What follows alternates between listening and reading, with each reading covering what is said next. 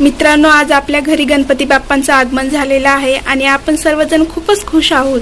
तर आज काहीतरी स्पेशल व्हायलाच पाहिजे. तर मित्रांनो, आज आपल्या गणपती बाप्पांच्या आवडीचा पदार्थ म्हणजे काय? आपल्या गणपती बाप्पांना काय आवडतं? तर मोदक आवडतात. तर आज आपण ते मोदक बनवणार आहोत.